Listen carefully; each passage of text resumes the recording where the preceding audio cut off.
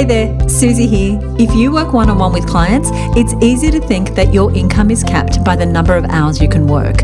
But believe me, it doesn't have to be like that. When I first started, I believed the same thing, that my revenue would hit a ceiling once my hours were maxed out. But I explored new strategies and I realized my profit didn't need to be tied to the clock. That's exactly what I want to share with you at the Profitable Business Workshop. I'll show you how to grow your business and your income with the products and services that will help you get your money goals, and how to help more clients without burning out or feeling like your income is capped by time. Grab your free seat at profitablebusinessworkshop.com now. That's profitablebusinessworkshop.com, and I'll see you there. I don't know about you, but I can easily spot AI-generated content online because it feels like it's everywhere. Whether it's a photo that's pretending to be real but is slightly off, or a caption in a social post or an email that completely lacks personality, AI-generated content is all around us. And let's be honest, it's here to stay. And while I think AI and ChatGPT are amazing tools because they can spark ideas, they can help with research or give you feedback, they just cannot mimic human creativity or connect with our clients in an authentic way. And if there's one thing you can bet on, it is this. If you are seeing and recognizing AI-generated content, your client is too.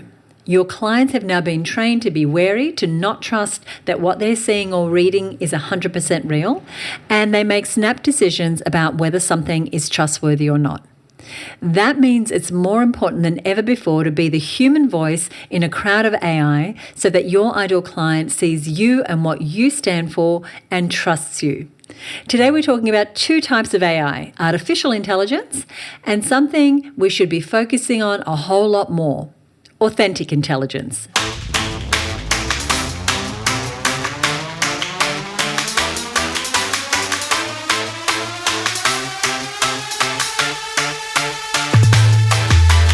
Hello, and welcome to another episode of the Her Business Podcast. I'm Susie Daphnis, CEO at Her Business and your host. And today we're talking with a special guest, one of my favourite long-time Her Business Network members, Amey Lee of Heart Content.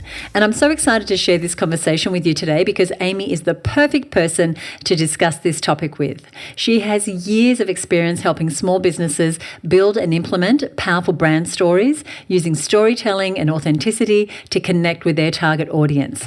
And she's speaking with us about authentic intelligence, the other kind of AI that I think we need to pay a whole lot more attention to. Let's dive in. Hey, Amey, welcome. Thank you so much for having me, Susie. It's great to be here. I'm very excited. It's been quite a while since we've talked, and what I noticed was I've been watching you on Instagram specifically talking about authentic intelligence. And so you mentioned that it's an important trend that we need to pay attention to, especially this year, because it's going to help our brands hit our ideal customer right in the heart. Yes, absolutely. And that's what we all want to do.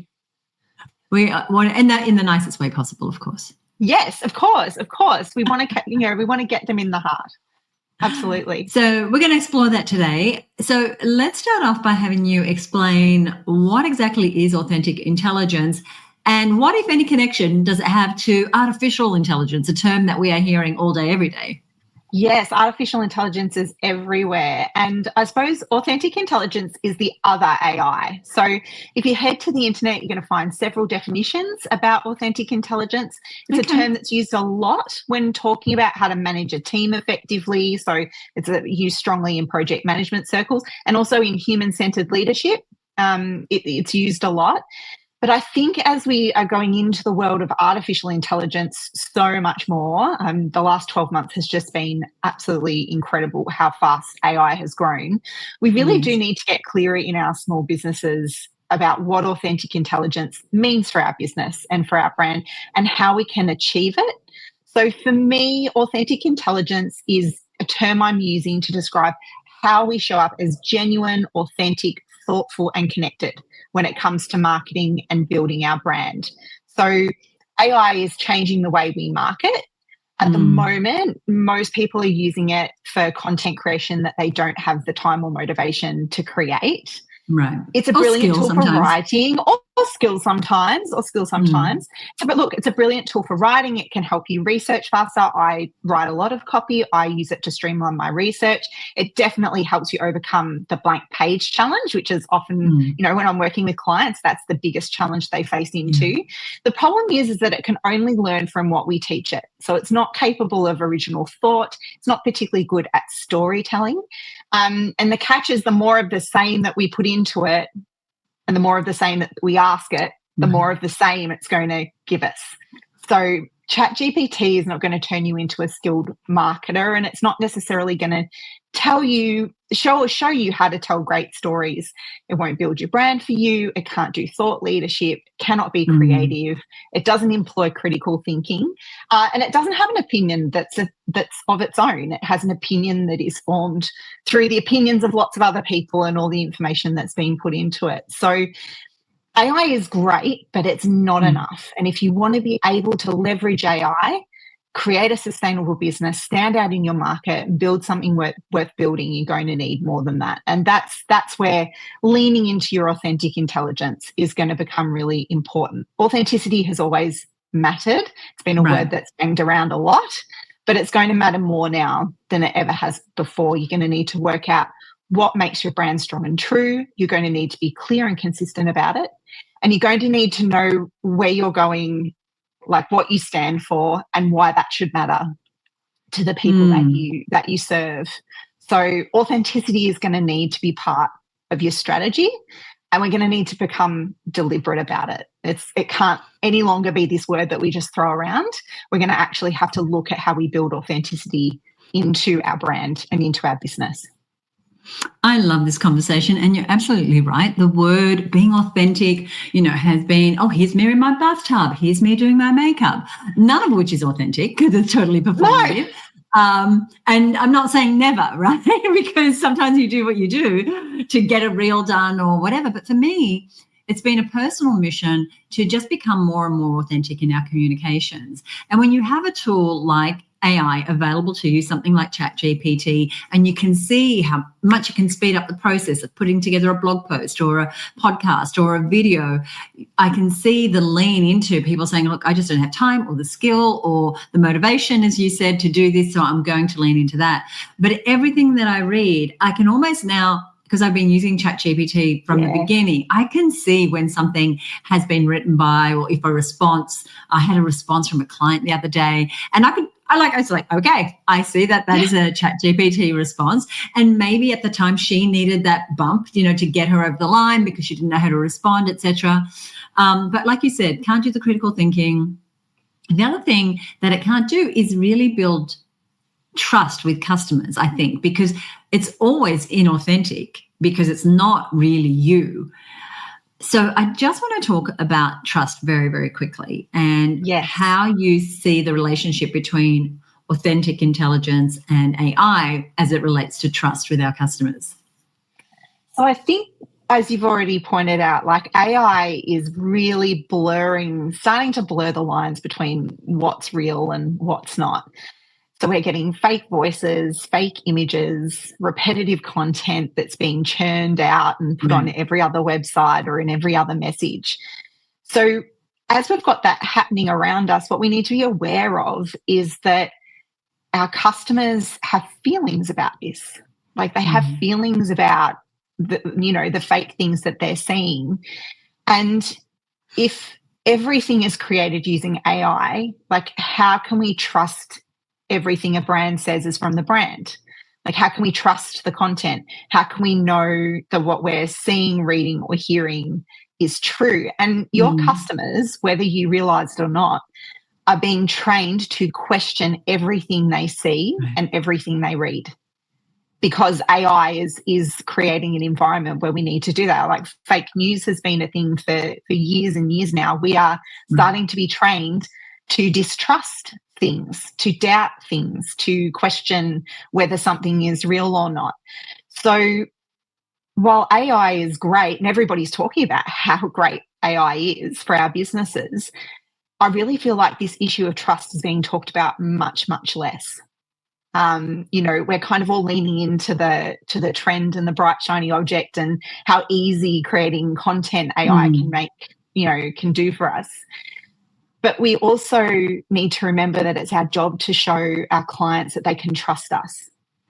And that job is going to be more important than ever before with the rise of AI. Because if we trust a brand, we're going to be much more likely to do business with them. And so if you want your business to stand out and be trusted with the people who are your people, whoever your ideal client is, you're going to have to master authentic intelligence and use authentic intelligence to drive the way you use artificial intelligence. I'm not saying at all that you shouldn't be using ChatGPT. I'm just saying that we need to be super strategic about the way that we use it and make sure that, we're leading with authenticity, because then we're empowering artificial intelligence to support us in the best possible way, in the way we show up. So it's not about not using AI. I'm not poo-pooing AI at all. I think it's one of the most amazing tools that's become available for small business in, my 20 plus years in marketing. I think it's incredible. But we do need to be really, really strategic about how we use it, and make sure that we're not letting it do jobs that we shouldn't be letting it do, jobs that should belong to us. Thank you.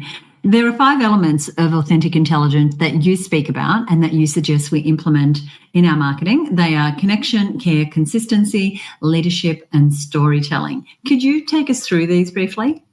Yeah, absolutely. So it's one thing, as I said before, to talk about authenticity and to talk about authentic intelligence, but what does being authentic actually look like?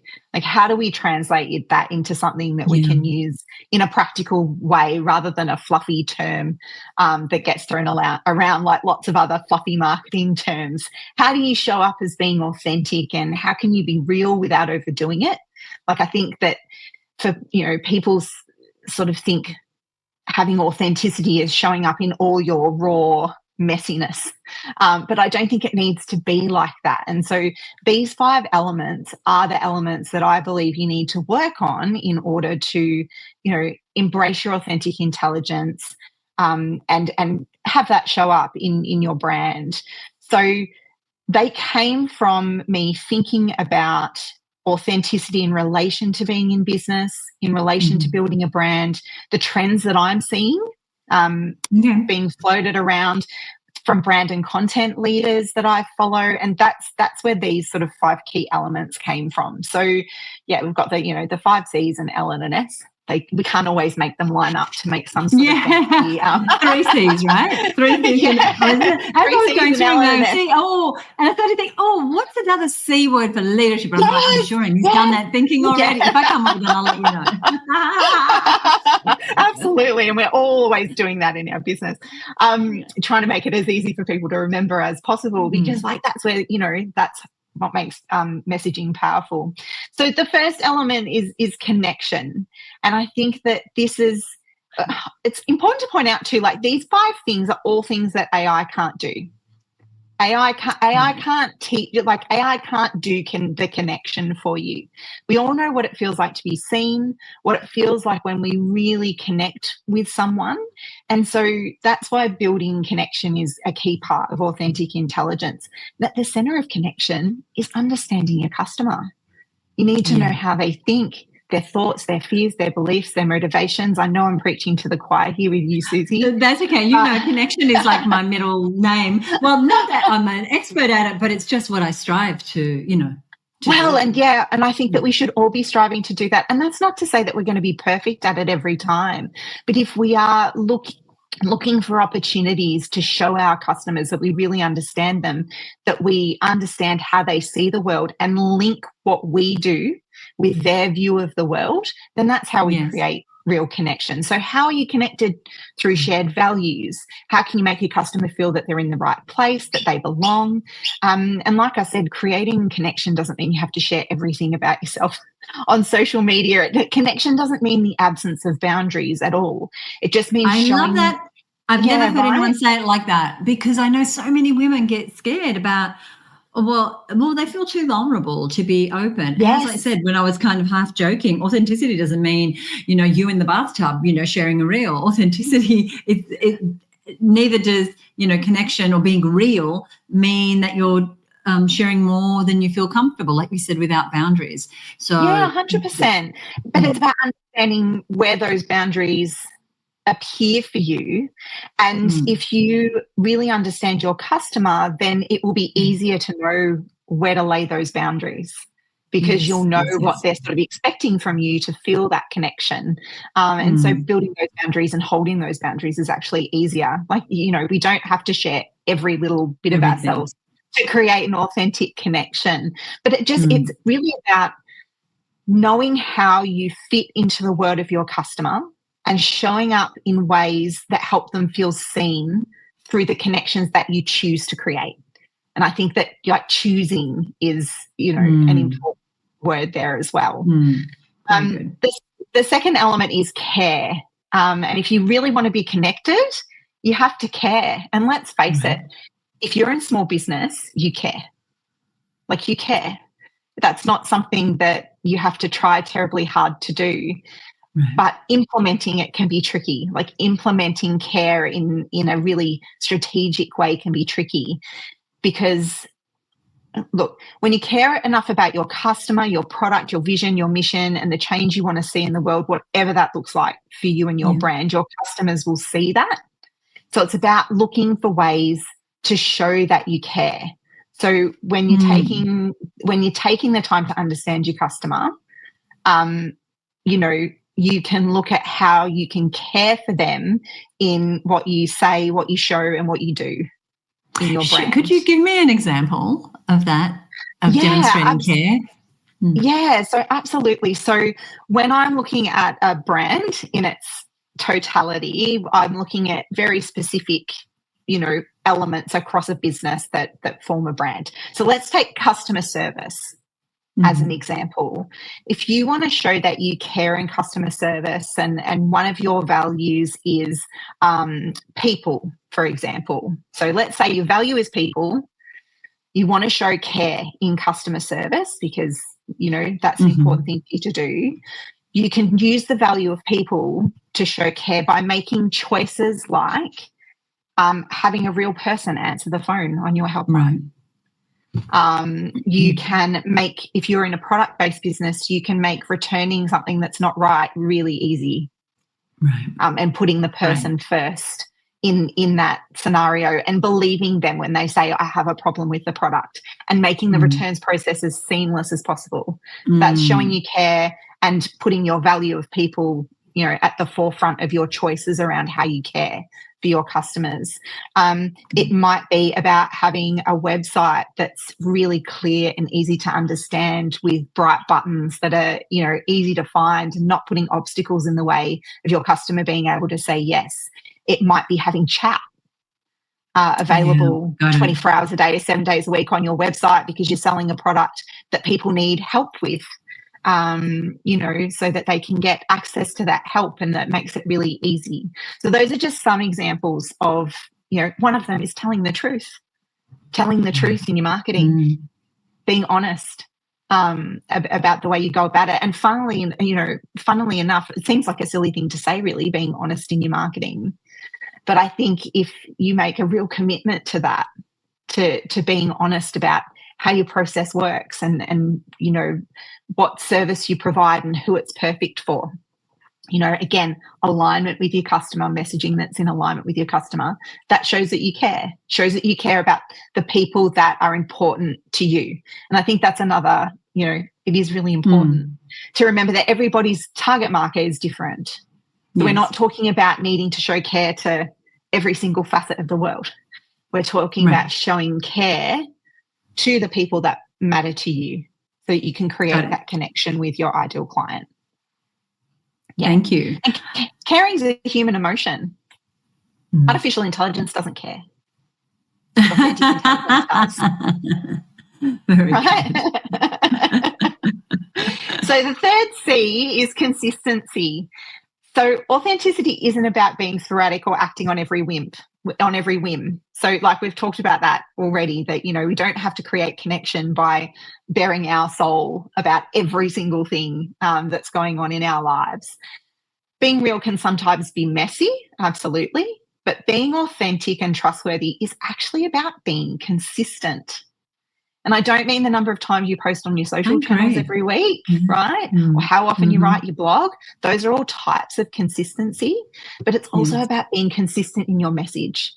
It's about, doing what you believe in. It's about showing up for your customers and being true to your vision. It's about doing that even when it's hard. So if it's not about regularly posting, showing up in their inbox every Thursday morning, you said it's about consistency in messaging. So could you just take us a little deeper with that? Like, what might be an example of inconsistency, just so we have that? So the most common example of inconsistency in messaging that I see, remembering that messaging is not just words. Messaging, again, is show, say, do. Because every time we have an interaction with our customer, we're communicating something, whether it's through words or through actions or through visuals. One of the most common inconsistencies that I see is someone will be excellent in the way they put forward themselves at a networking event. Let's say they've got their messaging down, they're really coming through in what they're saying, and then someone goes home and looks them up online and finds a website that has colours that don't match the personality of the person that they're talking to, or the services don't seem to line up with what they were talking to the person about, or it just doesn't feel right, or it turns out that they have no website at all. That's an example of inconsistent messaging. So in one space, we're giving off all of these vibes, but in another space of our brand or where our brand is showing up, we're getting totally different vibes.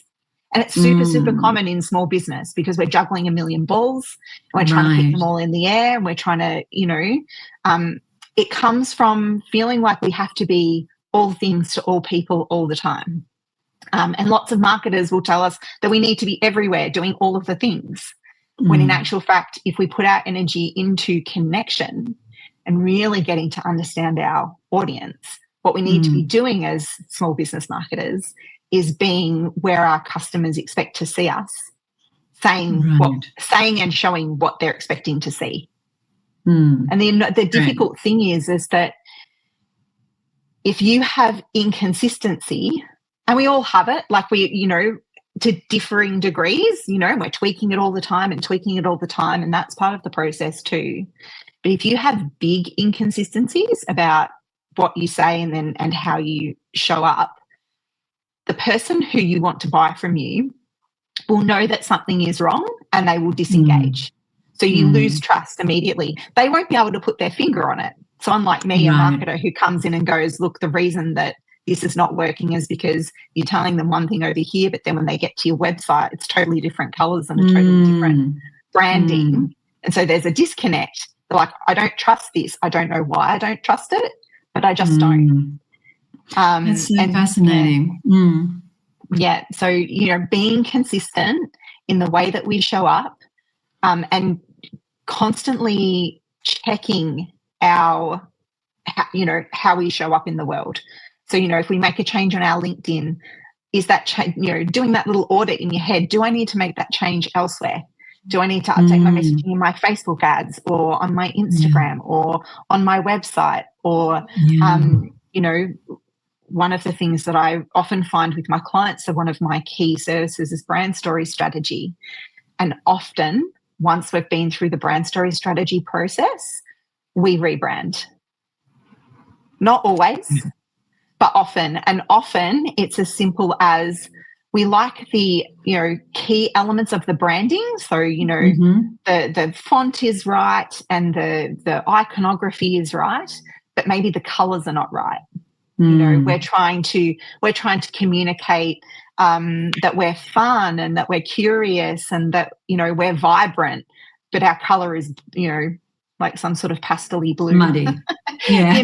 That fits in. And it's not communicating the thing that we want it to communicate. So being consistent in that way. And again, doing that cross-check of the show, say, do.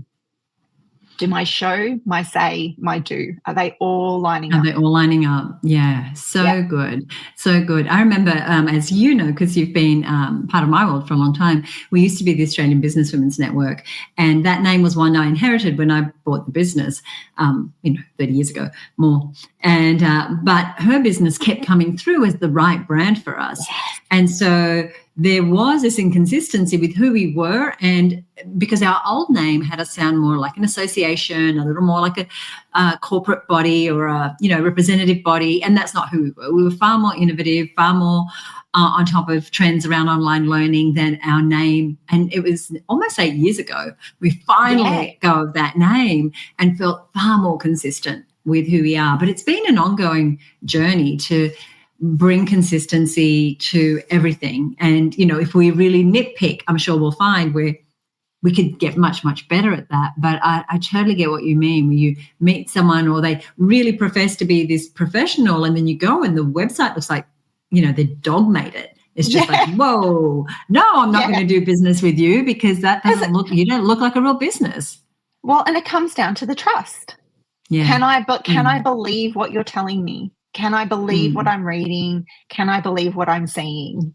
And so, that trust element really, really, has a huge part to play in authenticity. Look, and it absolutely is about being consistent on whatever marketing channels you decide that you're going to do as well. Like that, that is an element of it. But I feel like when we talk about consistency, there's way too much emphasis placed on that and not enough emphasis on getting your messaging right and being consistent with your values and being consistent with how you're showing up in all of the places that you show up in the world. And I think that includes who you're for. Like if you are for this type of ideal client, then don't try and have a catch-all message as well. It's like, am I for you? Like, are you the right person for me or are you not? And I can't trust you if one day you're pitching this kind of person and the other day you're pitching that kind of person. And so many small business owners can fall in that trap because they're like, well, I'm leaving money on the table. Whereas you and I know that if you're just consistent and connecting with the right people very authentically, the right people, with the right products and services and the right messaging, there's always a very deep well of those clients. Oh, but when absolutely. we're being inconsistent, we're like, well, if it's you or your sister-in-law or your teenage daughter, I'm for all of you, then, we're kind of losing it. All right, let's get to the fourth element.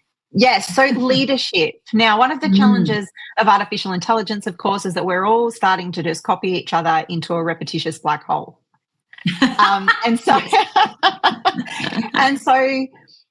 but if you have an opinion and a vision and a clear path forward, then your content will be yours.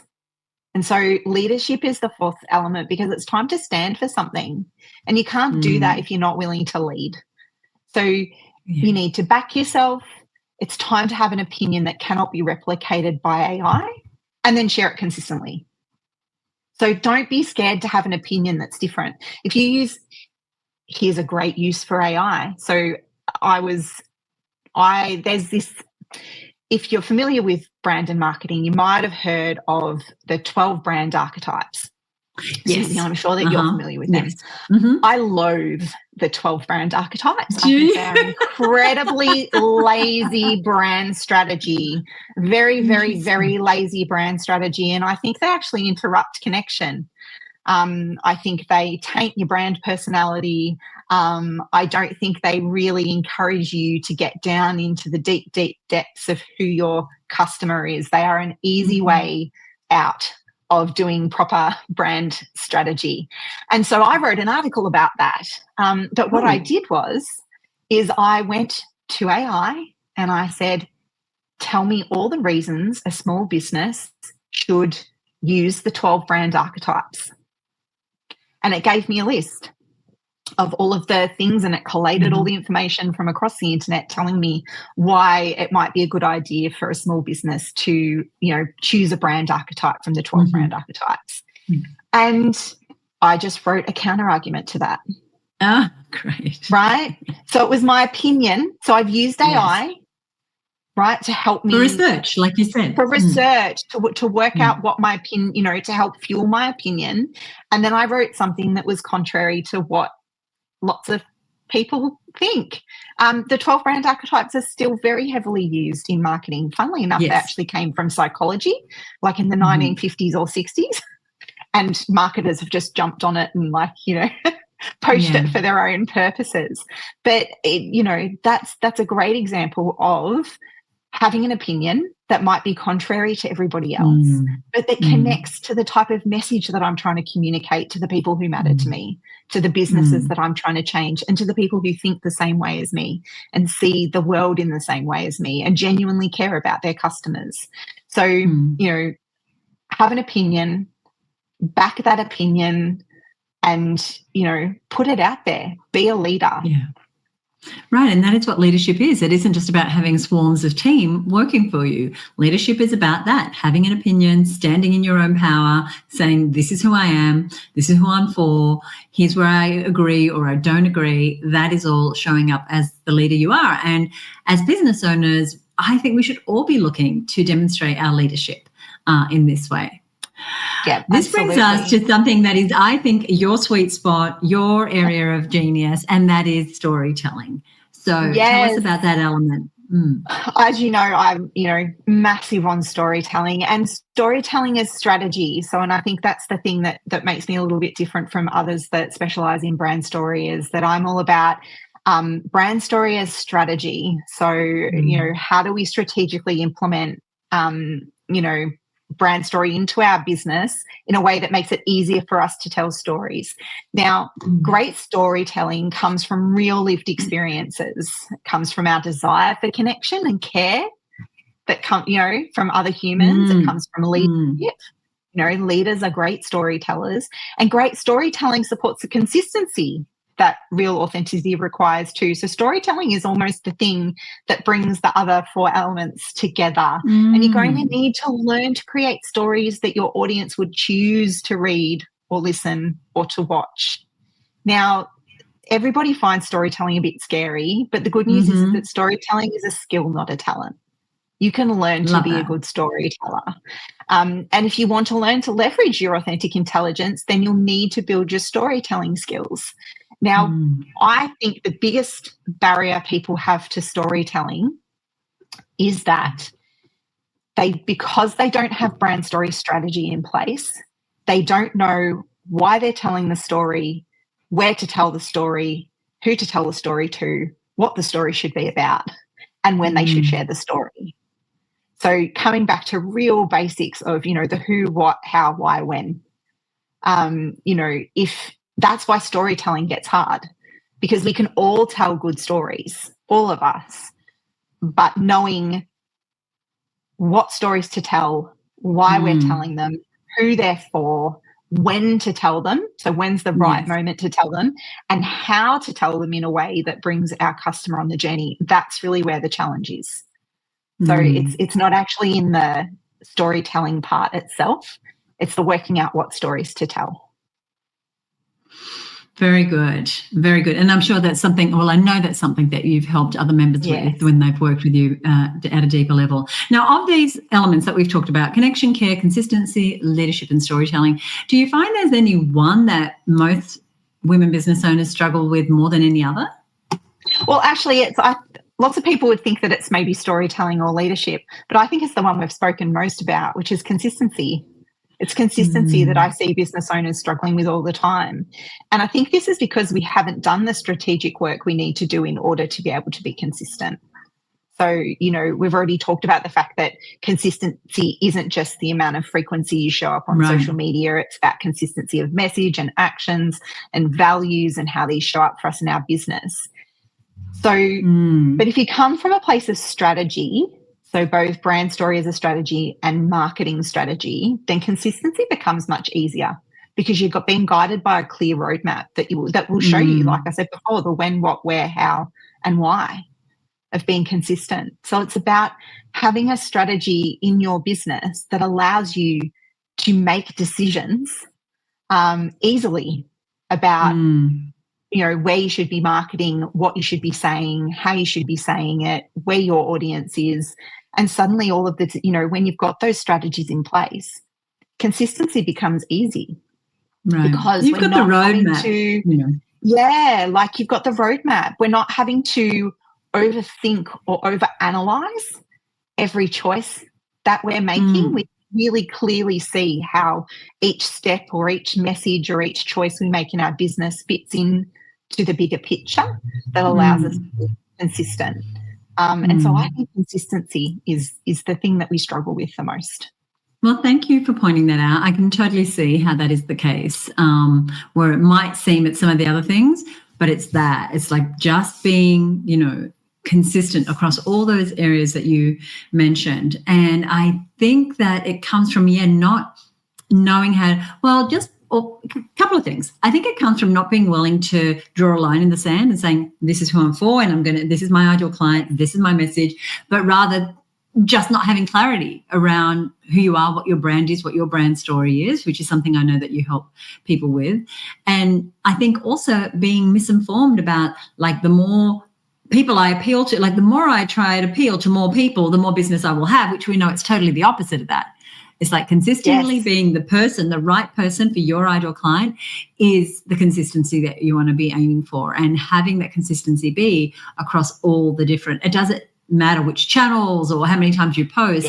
It's just about being that person. And I know as we've changed our ideal client over the years, we've had to change up that messaging. When we were more, like if you're a business owner, we're for you. We've become very specific about women who are in that growth stage of their business, women who want to have a particular revenue, people who want to have plans and systems and automation and more advanced business strategies in their business. We've had to become more consistent with that. And for me, I've had to stop speaking to the person who is at the other end of their business journey, who might just be starting out or who has the real beginner questions, because I'd love to be able to help everybody, but I would be inconsistent if 1 minute I'm talking about becoming the CEO and actually running your business, and the next minute I'm talking about doing your first logo. It would just be, what's she about?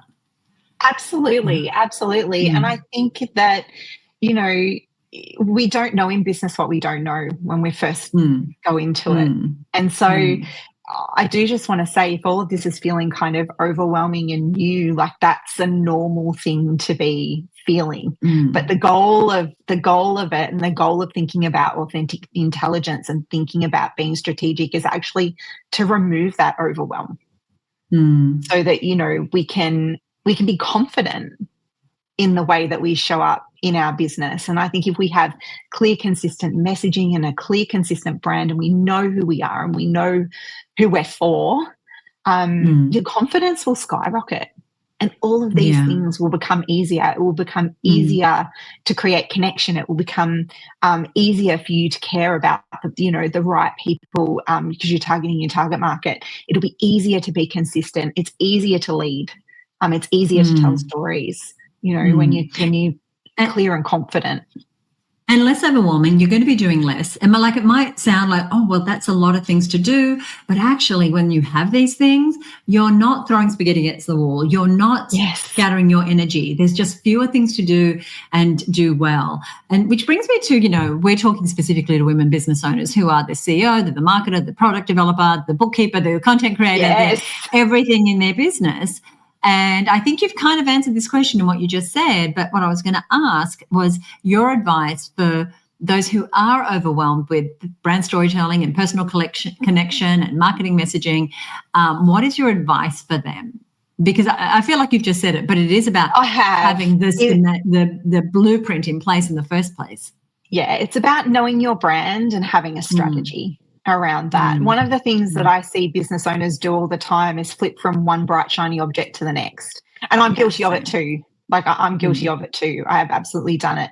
But what doing that creates is it lands them constantly in a purely tactical space where they just kind of flip from one thing to another rather than really honing in on their message, getting really clear, having a strategy, and then implementing on that strategy. It's kind of the difference between reactive and proactive marketing. Like lots of small business owners are reactive marketers.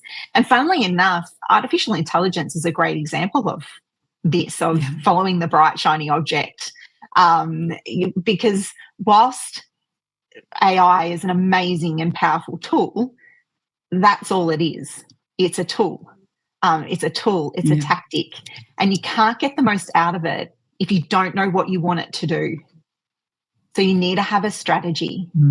If you've got a strategy, you're going to get more out of AI because it's at its most powerful when you can leverage it with a strategy and with your authentic intelligence, basically. You know. And when you've done this work that Amy's talking about, you'll know what questions to ask to leverage it the best way. Yes. You're not letting it be the intelligent one. You know, you are coming in with a strategy and you're using it as a helper. Yes. But you're in control.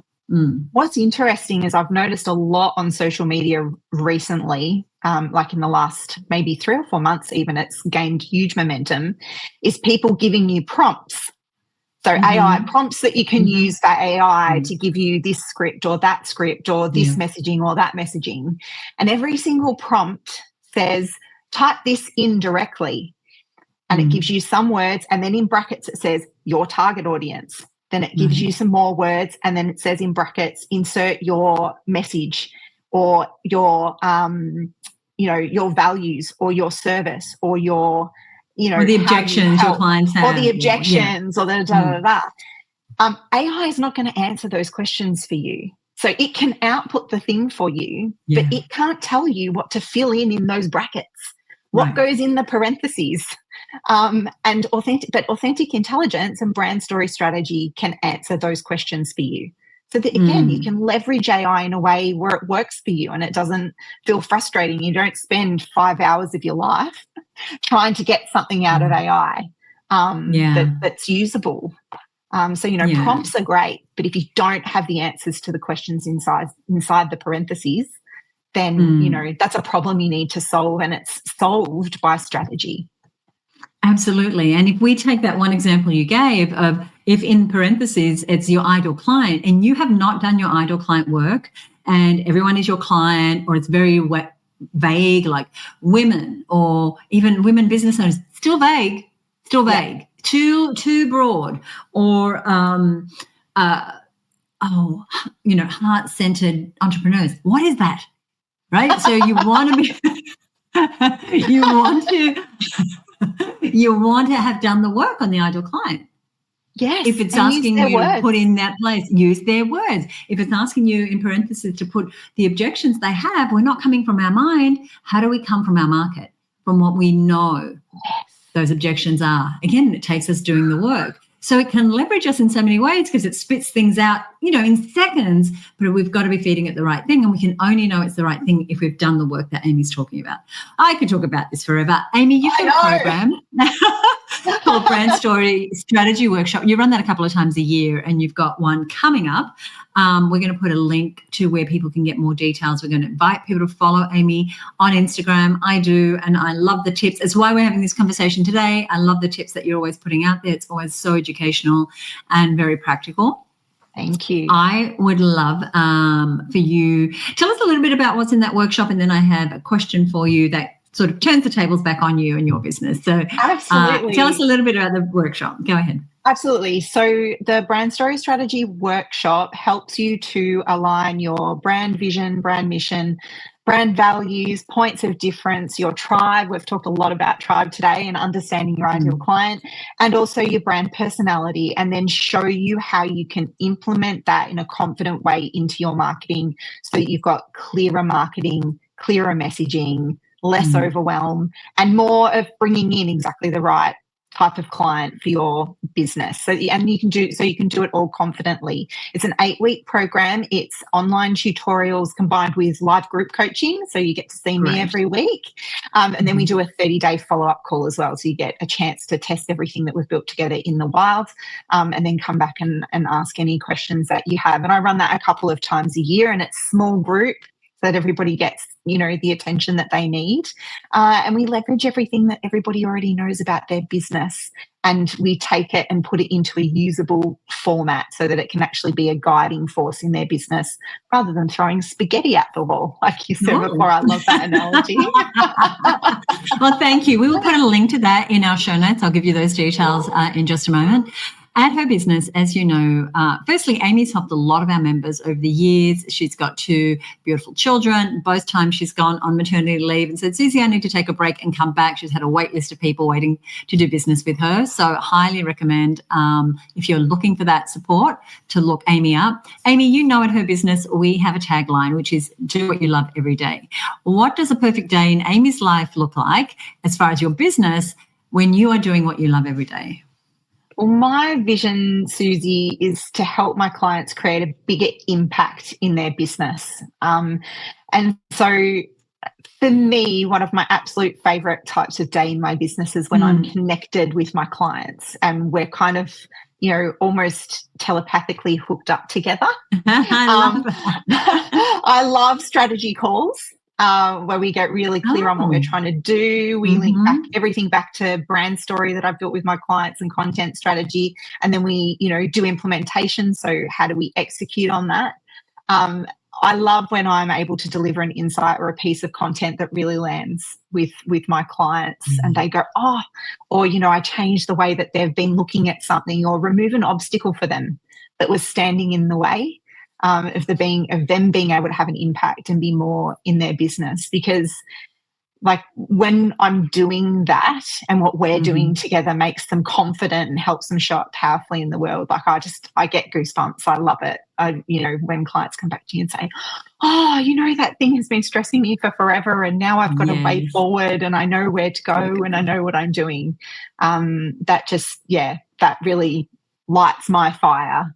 And why I think that the brand story strategy work is just so important, because it really does help, business owners to take control of their brand, take control of their marketing, implement things in their business in a sustainable way so that they can keep growing, and, not get caught in all of the stuff that they think they should be doing, but actually doing the stuff that's going to move the needle in a confident way. So that's the thing I love the most. Thank you so much, Amey. Thank you for joining me. Thank you so much for having me. It's been wonderful. I absolutely love the prompt analogy that Amey used in this interview, because AI is never going to be able to fill in those blanks of who your ideal client really is, the objection your clients have. That is work for us to do as business owners. And AI will never know your business like you do. It will never understand your ideal client like you should. It will never be able to get into your brain and tell your stories, your unique, beautiful stories. So finding what is in those brackets that she mentioned is essential to standing out and connecting with your ideal clients. And if you need help filling in those brackets and developing your brand story, I definitely recommend connecting with Amey, because she is an expert at this. She's worked with many Her Business members to help them bring their brand story to life. And as she mentioned, she has a workshop coming up. She runs it a couple of times a year, and I've popped the details of that in our show notes. And I'll let you know where to find those show notes in just a moment. And of course, if you'd like to join Amey and other women business owners inside the Her Business Network, you can join the wait list for membership, and I'll put the details of that in the show notes as well. So a few weeks ago, I recorded a podcast episode with another fabulous guest, the amazing Danielle Laporte. And that episode is called How to Create Business Goals with Soul. It's episode number 287. And one of our members, Lisa West from Yoga Therapy for Mind, Body and Wellness in Southern Highlands, left this review. Firstly, Lisa helps women reconnect with themselves, break free from the cycle of stress, really reclaim their energy and their balance. And they do that with a personalized wellness plan. I'll put a link to Lisa's work, but I wanted to share what she said. She said, I'm easing into things this week, and over the break, and she's talking about the Christmas holidays, had a huge shift in mindset, especially after listening to your podcast, Susie, with Danielle Laporte, refocusing on more goals with soul and planning a little more white space in my calendar so I don't end up planning for burnout. Great idea. If you want to listen into that episode, I'm going to put a link to that in our show notes. And if you enjoyed this episode, would you leave us a rating or review, or shoot me a message at podcast@herbusiness.com, or DM me on Instagram. You'll find us at herbusiness on Instagram. This is episode 298. Our show notes are over at herbusiness.com/298. We are coming up to our 300th episode, and we are going to be doing some fun things. So be sure to subscribe to the show so that you hear all about those. And in the show notes, www.herbusiness.com/298. I've also put a link to Amey's website, her social contacts. You definitely want to follow her on Instagram, and also a link where you can learn more about her workshop. And I highly recommend that you consider that when that becomes available in a few weeks from now. So if you are new to this show, the Her Business Podcast, be sure to subscribe because we have new episodes coming up every week. So join me here for more inspiring stories and lessons from successful female entrepreneurs. I'll see you next week right here on the Her Business Podcast. Bye for now.